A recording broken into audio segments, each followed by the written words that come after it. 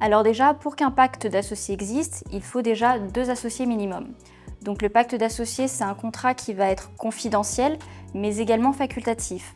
On peut dire que c'est en général un peu le contrat de mariage de l'entreprise et il va intervenir à titre secondaire, donc en général il intervient en complément des statuts. Pourquoi? Parce qu'il est vrai que les statuts, ça va être tout simplement un acte qui va être réglementé, qui va être rigide et qui ne va pas forcément tenir compte des problématiques internes qui peuvent se présenter chez les associés.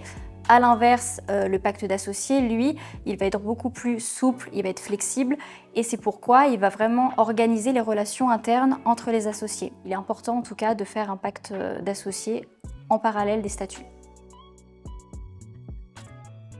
Alors le pacte d'associés, c'est un contrat qui est très flexible. Il y a une grande liberté contractuelle entre les parties et c'est pourquoi il n'y a pas besoin spécifiquement de formalité pour pouvoir modifier ce type de contrat.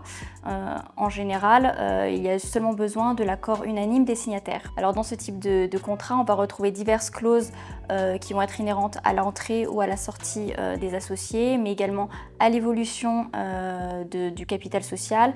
Il peut y avoir des clauses qui vont venir protéger la société comme des clauses de non-concurrence.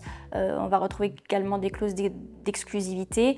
Il peut y avoir également tout un tas de règles qui vont venir régir les relations internes entre les associés pour éviter, on va dire, que des problématiques émergent.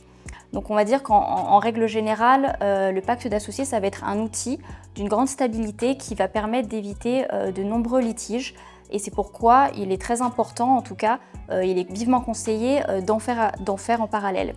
Alors, évidemment, il est conseillé également de se faire accompagner d'un avocat qui va qui va aider à faire un pacte d'associés qui soit à la fois protecteur, solide, mais également qui va tenir compte des besoins tant des associés que de l'entreprise et surtout des intérêts de l'entreprise.